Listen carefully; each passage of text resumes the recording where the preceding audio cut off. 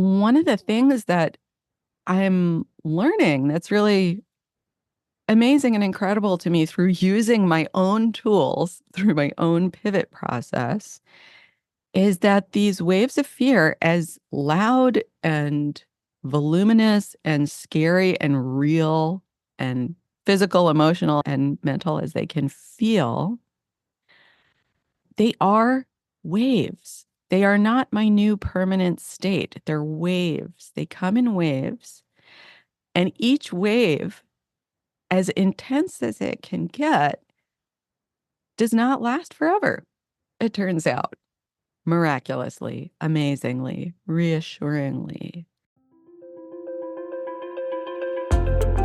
Welcome to How to Trust Yourself, the podcast for anyone who's done with the endless second guessing and ready to tune in to your inner guidance.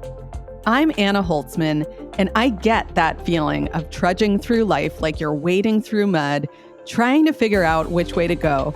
In my 20s, I spent more time asking what should I do with my life than writing about crushes or bad dates in my journal.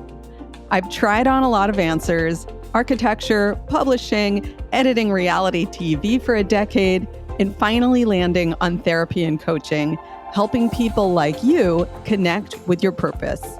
But here's the thing I've learned through all those twists and turns. Trusting yourself is the key to moving forward, even when the path feels messy. So if you're ready to stop doubting yourself and start listening to your gut, you're in the right place. Let's dive in. Hello, dear listeners. Welcome back to another episode of How to Trust Yourself. And this episode is a part 2 to the previous episode.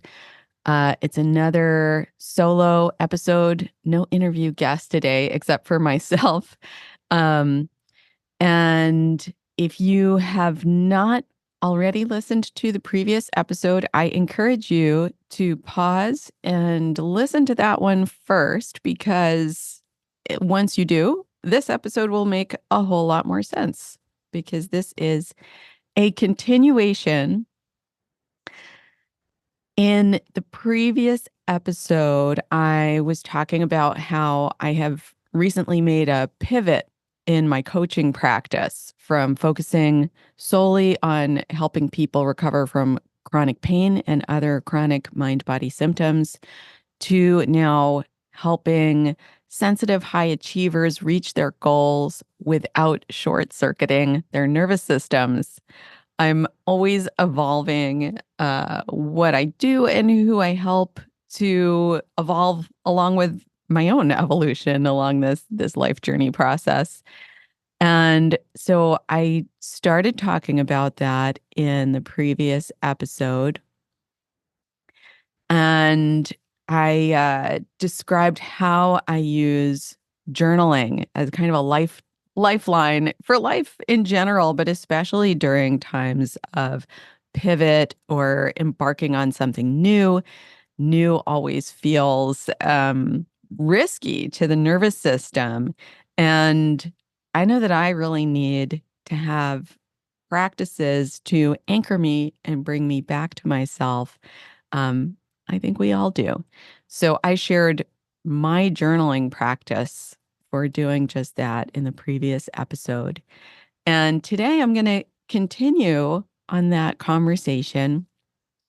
If you heard the previous episode, you'll know that I am interviewing myself. I wrote these interview questions for myself in advance to help me get more comfortable with doing solo episodes, which is yet another thing that's newer feeling for my nervous system. So I'm easing myself into it. And the next question that I had is, what are some of the biggest lessons that I've learned so far in this new chapter of my coaching practice? And I'm specifically going to talk about what are some of the biggest lessons that I've learned through this process of pivoting my coaching practice. I have pivoted many times in my professional life, from studying architecture to writing and editing in the publishing world, to working in television, in reality TV for a decade, to then moving into therapy and coaching. And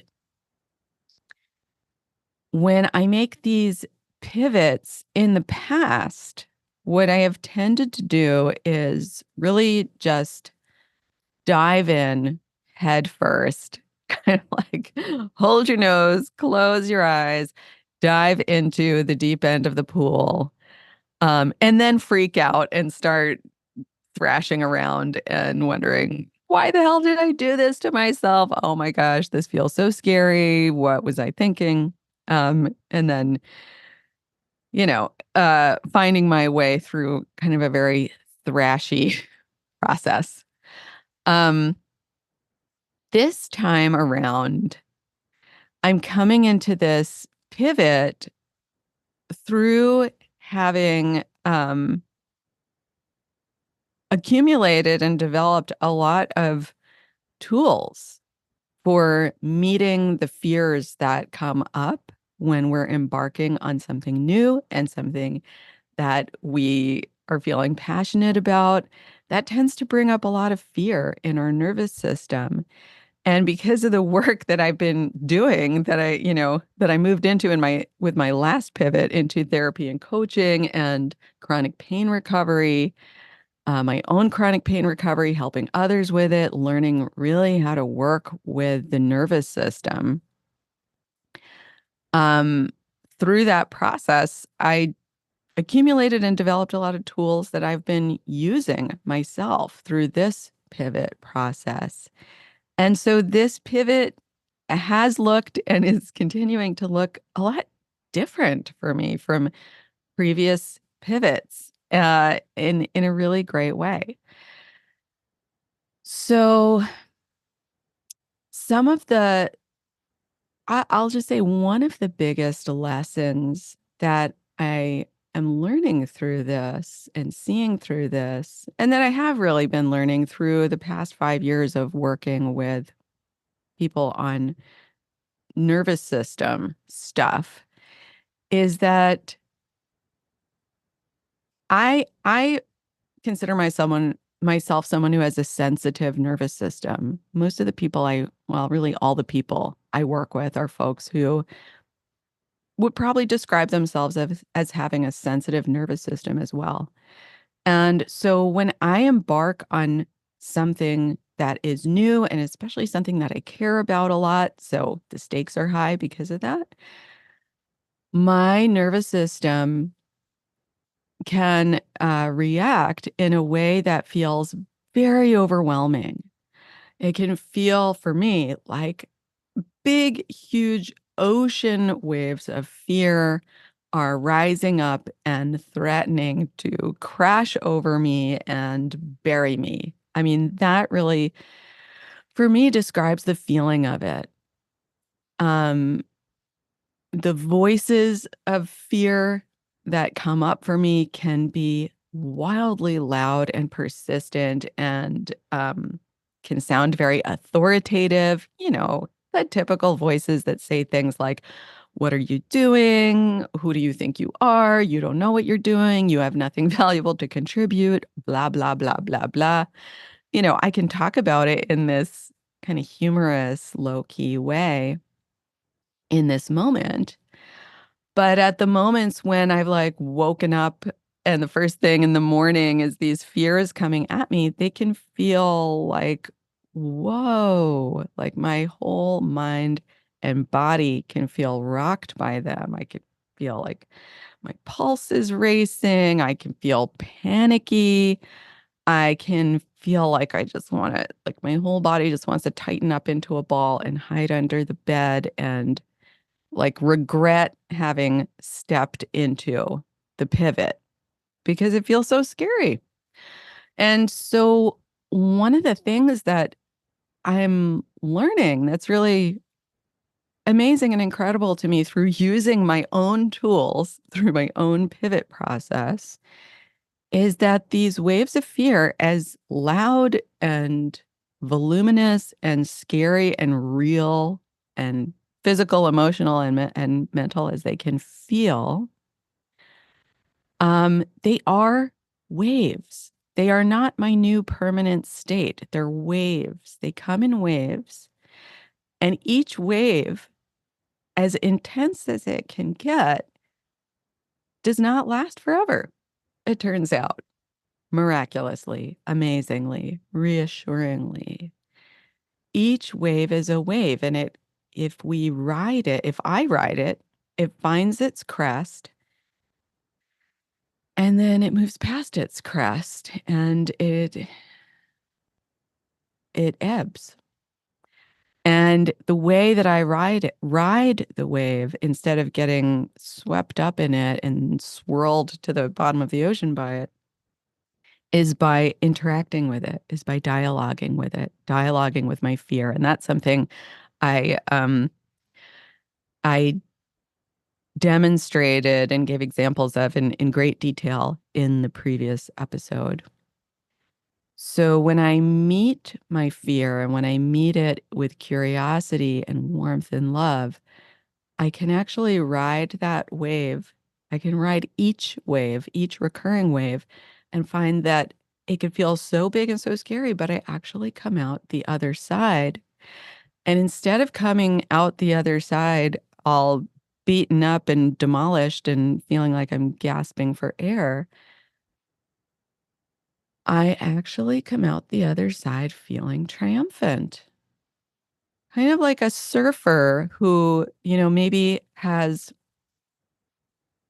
been afraid to get up on their surfboard for the first, second, third, 15th time that the wave came.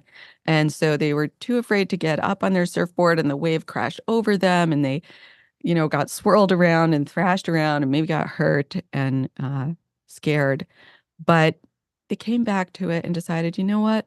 I'm gonna, I'm just gonna trust this. I'm gonna give it a go and trust. And I got up on my surfboard, decided to meet the wave, stayed up on my surfboard, continued to meet the wave, stayed with the wave.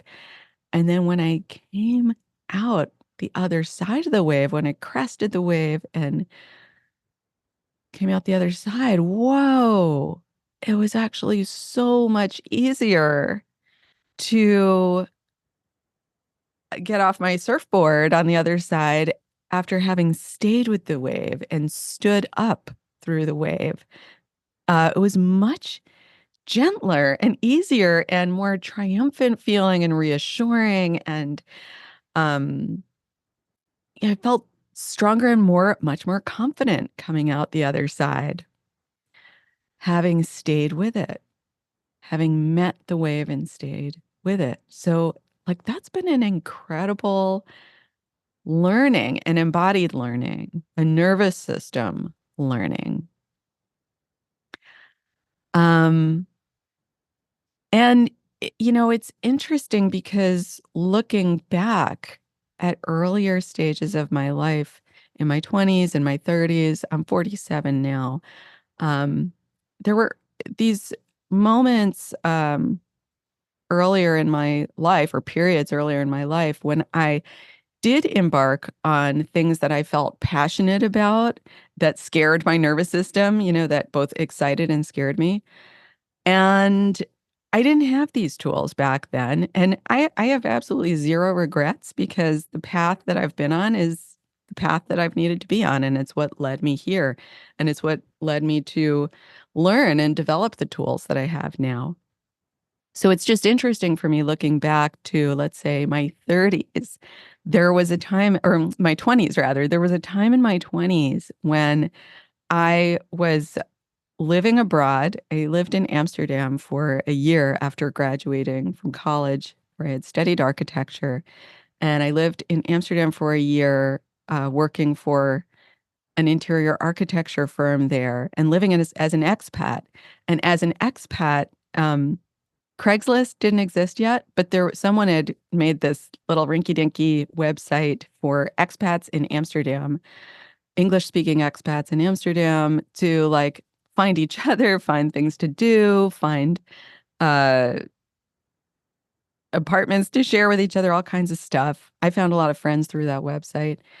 And, but there was no real like magazine, physical magazine for expats living in Amsterdam. And there were a lot of expats there at the time, all English speaking, even if that wasn't their native language. And Time Out magazines were still popular at the time, physical magazines, everything wasn't online quite yet. And and Time Out magazine was something that was around and very popular in New York, where I had come from, and also in London, I think. I think it originated in the UK. Anyway, that's a tangent. But point is, I thought it would be so cool to have something like a Time Out magazine specifically for English speaking expats and visitors in Amsterdam. And it was a great idea. It was really a great idea. People really wanted this. The other um, non-Dutch speakers that I was meeting there, everyone thought it was a fabulous idea. I didn't know what I was doing. I was in my 20s. I was barely out of school, but I had a great idea. And I put together a great pitch deck for it, a physical one, not a digital one, because these were earlier times. And in my kind of youthful, I don't know, naivete, bravery, just not knowing what I was doing this, I part of me didn't have all the fears that I developed as I got older. And so I like just told anyone and everyone about this idea, this pitch deck. I, by hook or by crook, somehow found a connection that connected me with um, the editor in chief of one of the two main newspapers in Amsterdam at the time. And they sent that person my pitch. And amazingly, that newspaper actually took it seriously, considered it, spent like a month debating whether they might want to do something like this with me, this nobody right out of college. And what a huge win. Like, oh my goodness, looking back, that was just incredible that the project got that far. And at the end of about a month, they emailed me back and said, we've decided not to go with this project at this time. And I just felt so deflated, like, ugh, who did I think I was? This idea was stupid. This could never go anywhere. Not realizing that for somebody with like zero experience right out of school, just getting that initial meeting was such a huge accomplishment, and like a great sign to keep going. But what I saw was that one initial first closed door, that first no, thank you, and I dropped the project because I didn't realize this at the time. I wasn't thinking about things this way at the time, but my nervous system felt so uncomfortable with anything but like an enthusiastic yes that I was like, I don't like this discomfort. Let's shut this down and go get a regular job. Um, and you know what? That was what my nervous system had capacity for at the time. And it was the right move, actually. And I got this incredible job because of having done that project. I got a job at an architectural magazine in New York as a junior editor, which was like amazing and an amazing, amazing job, especially right out of college. And I learned a ton. I met interesting people. I learned how to edit and write for a publication. Like it was fabulous. It was exactly um, a great opportunity for me at that age, at that time, and at that level of nervous system capacity that I had then. But it's just interesting to see how the tools that I have now might possibly have helped me move through the discomfort of that no in a different way. And maybe I would have kept going. Who knows?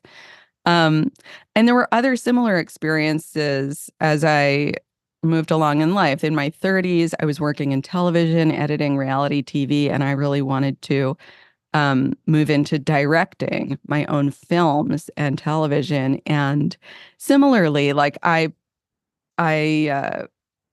was always like doing my own projects on the side, and I pitched a TV show And again, like got some really promising meetings with really promising people in places that could have made this show a reality. But the the initial great meeting that I got did not lead to an immediate yes, which is, by the way, the norm when you're pitching a TV show. Like it's so rare that anyone gets an immediate yes and it leads to their show airing. Like a lot of shows have taken years and different incarnations and different people and you know pivoting and reworking things and shopping them around. That's usually what it takes to get a show on air. But for me, the discomfort of that initial not yes, looking back, it was like too much for my nervous system to handle. And I didn't have the tools to help myself through that discomfort to the other side, to taking that one next step. So again, zero regrets, but I'm so grateful and um, excited by the tools that I developed through all of those experiences and then through moving into therapy and coaching and learning how to work with my nervous system. It's so amazing to recognize that I now have these tools to ride the waves of fear and discomfort so that I can keep going toward the things that excite me. So that has been the biggest learning of this pivot process so far. The next question that I have here is your clients often come to you with nervous systems that are afraid of their own passions and dreams. Can you explain what this means and how you help them work through it? So, yes. And by the way, it's not just my clients, it's me too. And it's most human beings, whether we realize it or not. So I've kind of spoken about this already, but when we feel really excited about something and we want something, and it's also something that we haven't experienced yet. And so our nervous system doesn't yet know the feeling of like, yes, I can do this. Yes, I can have this. Yes, I can um, direct films and have people hire me to do that. And I can have my films go out into the world and I can walk through that experience with confidence and knowing what I'm doing. When our nervous system has not yet had those experiences, it just has the wanting, the vision, the dream of what we want to move into, a goal that we have ahead of us. When that's the case, our nervous system is really like pulled strongly in two directions that can feel like they're in conflict with each other. Because one direction is the passion, that feeling that's in your body. Like, I want this. I'm dreaming of this. I see this for myself and it excites me. It's that excitement energy. While simultaneously, there is a lot of fear energy going through our nervous system because our nervous system looks at this goal, this dream, and says, uh, this is not something we're familiar with. We don't know if this is safe. We don't know if this is possible. I'm going to use the analogy of like a cat. A cat knows how to leap from the floor to a very high surface and land at the perfect spot. They don't know how to do it like intellectually. Their nervous system knows how to do it and is confident that they can do it. But if the goal that we have is like leaping to a high surface and we've never done that before yet, then our nervous system's like, I don't know. I mean, it looks fun, like it looks exciting. It looks like something I want to do, but can I do it? I don't know. So that that fear part is going to tighten around us. It's going to tighten around our energy, tighten around our body. It may manifest in physical tension, even pain symptoms. And it's going to try to stop us from doing the thing that we want to do because it perceives it as too risky. So we've got these competing energies going on in our nervous system, one that wants really intensely, and the other one that is afraid and is trying to stop us equally intensely. And that's often the state in which clients come to me. And that's what they're seeking help with because it just feels like this tight ball of stuckness between the gas pedal and the brake pedal. And I can completely relate to it because it's something that I work through myself on a regular, ongoing basis through tools like journaling. Um, the next question is, are there any common patterns or breakthroughs that you have noticed in your sessions with clients, in your work with clients, and what has surprised you about this work? So, one of the most common patterns I see is that clients, and I can always include myself in this group too, because I experience this all as well. Clients of mine will often perceive themselves as small and powerless in a situation where they are actually not small and powerless. They actually have a lot of choice and power to choose that's available to them. And so I'll use an example as kind of without sharing any personal details about someone. This is a generic example that several clients will probably see themselves in this. So, for example, a common thing that folks who work with teams of people um, experience is attending a meeting at work with a team.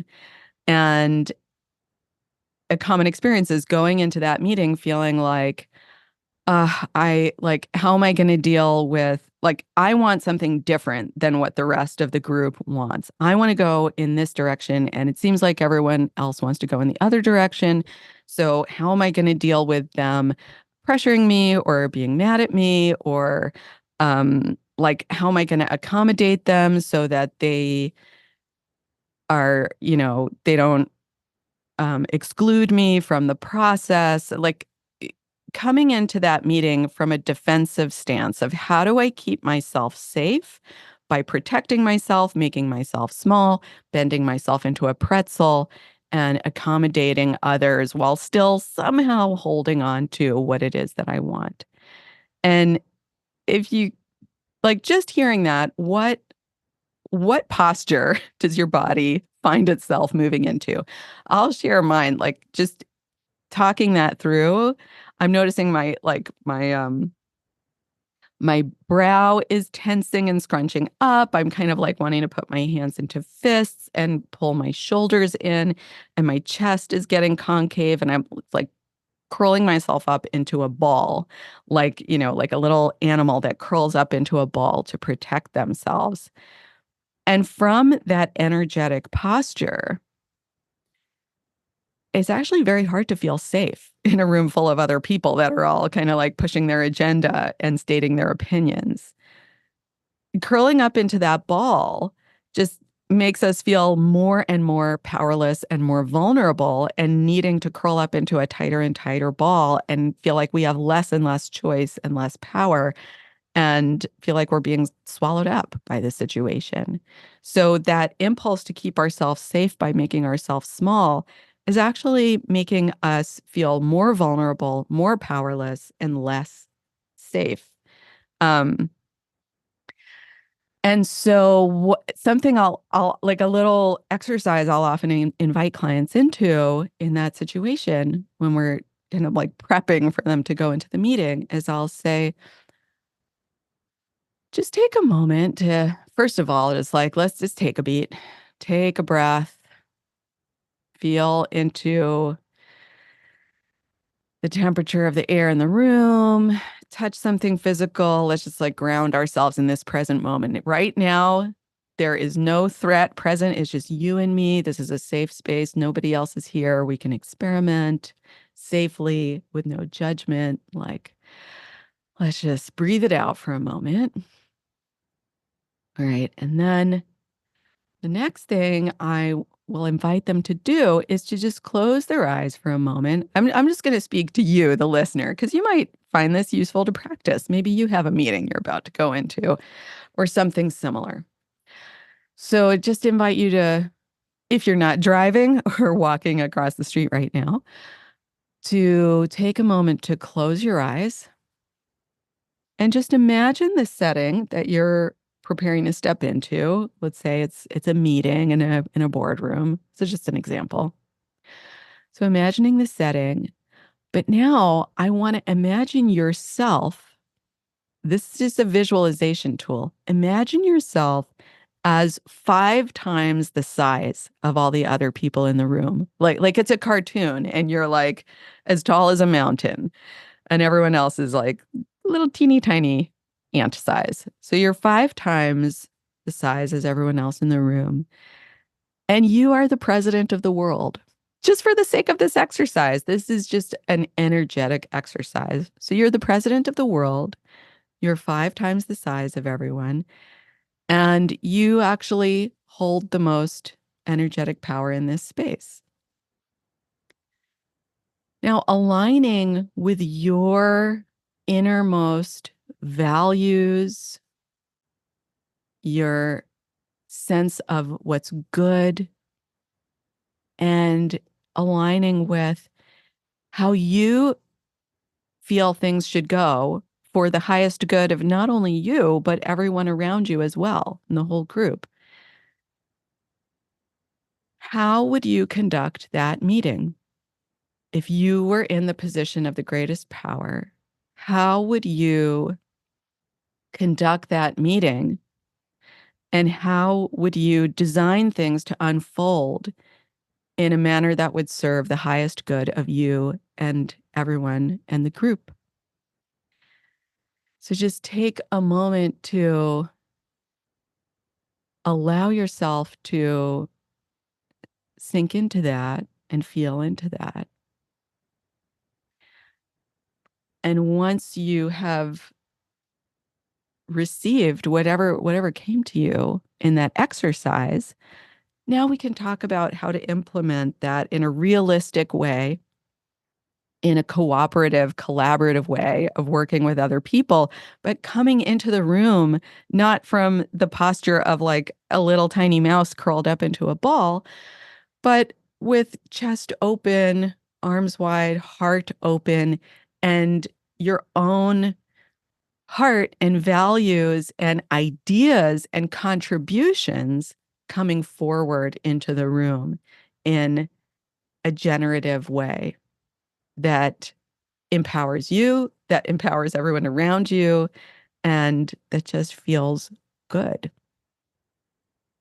So that's that speaks to a common pattern that comes into this work that clients come into this work with is the feeling of powerlessness.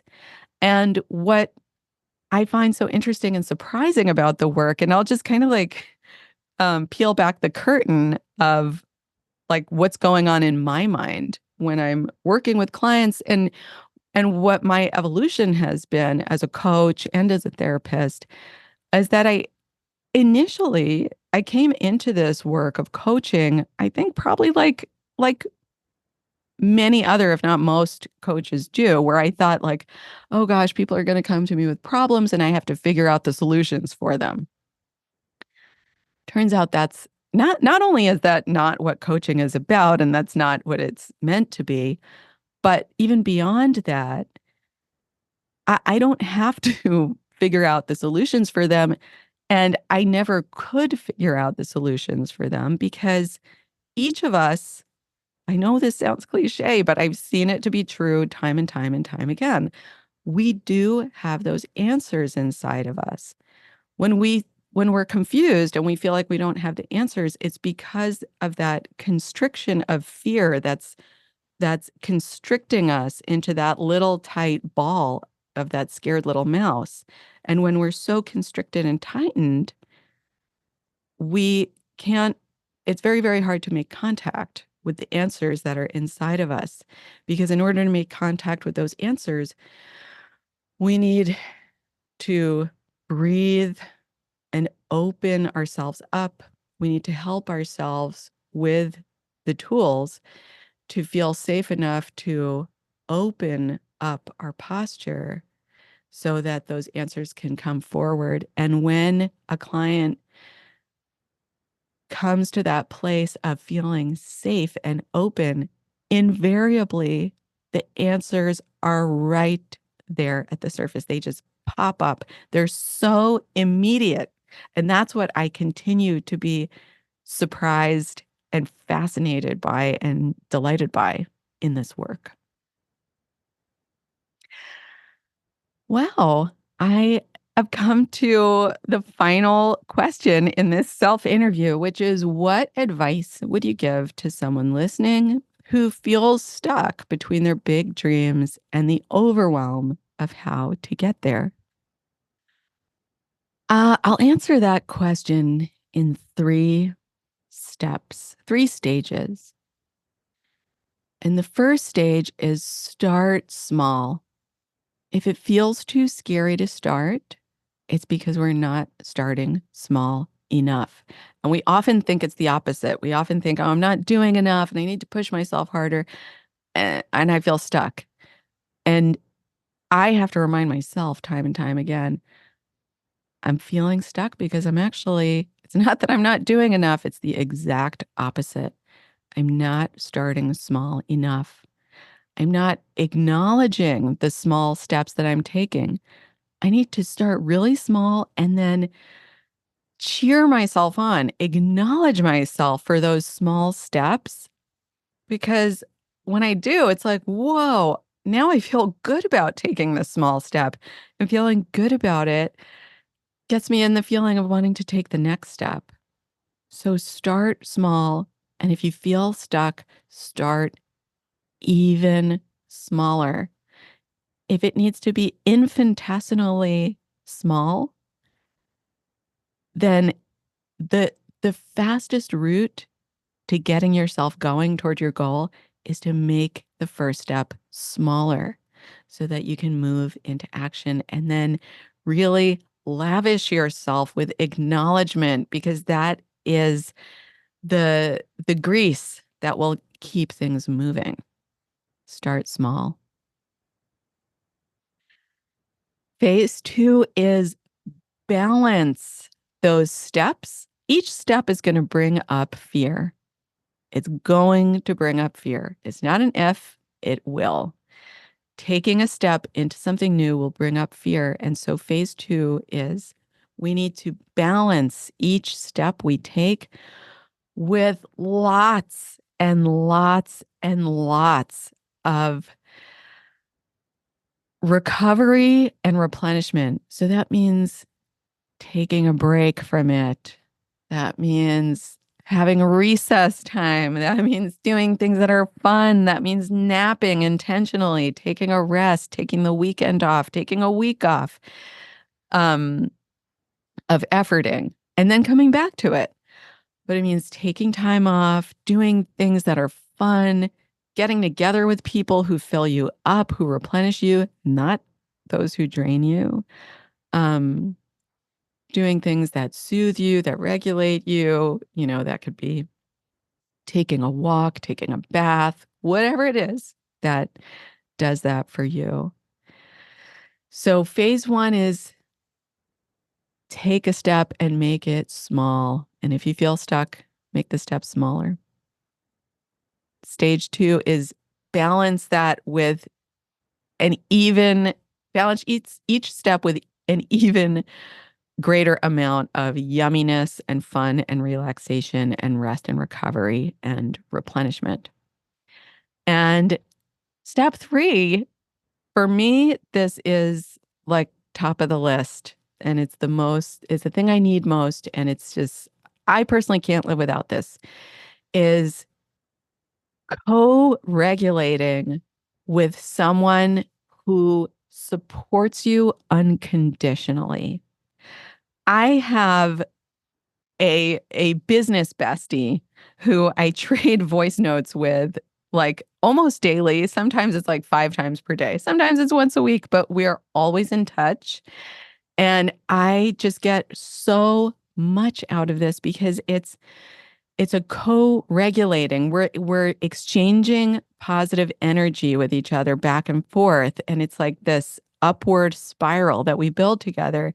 Anytime I feel like a slump in self-doubt or whatever, which is just bound to come up, it's always going to come up.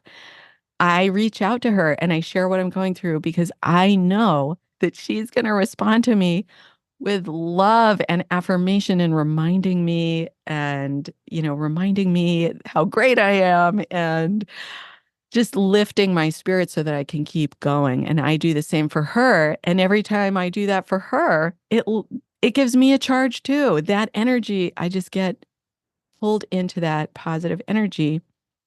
And it inspires me to keep going, whether it's receiving it from her or giving it back to her.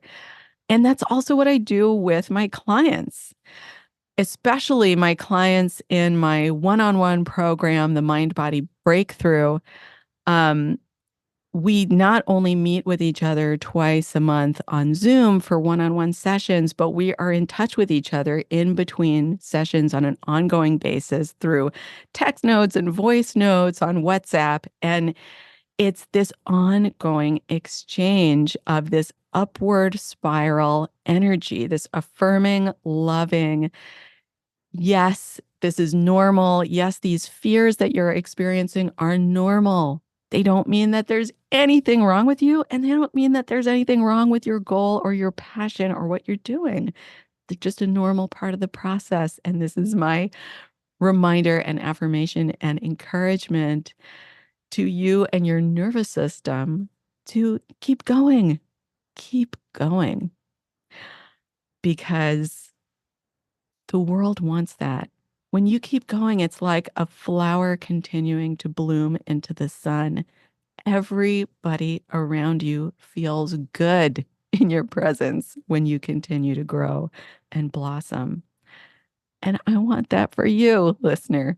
So I hope you got some of that encouraging energy from this episode. I'm cheering for you. I am wiggling my fingertips and toes for you. And if anything in this episode spoke to you, please reach out. You can always find me on Instagram. You can message me there. I'm at Anna_Holtzman. You can email me, Anna@AnnaHoltzman.com. And if you have questions or things that you'd like me to discuss on future episodes, please reach out to me and share that with me. I would love to know what you would love to hear more of so that I can give more of that to you. Sending love. Hope you have a good rest of the day, and I'll see you next time. If you enjoyed today's episode, please do me a favor. Hit that follow button so you don't miss a thing, and leave a rating or review. It helps more people find this show, and honestly, it makes my day. And if you're looking for more ways to trust yourself and start listening to that gut instinct of yours, come hang out with me on Instagram at Anna_Holtzman. Let's keep the conversation going. Thanks so much for listening, and until next time, trust yourself. You've got this.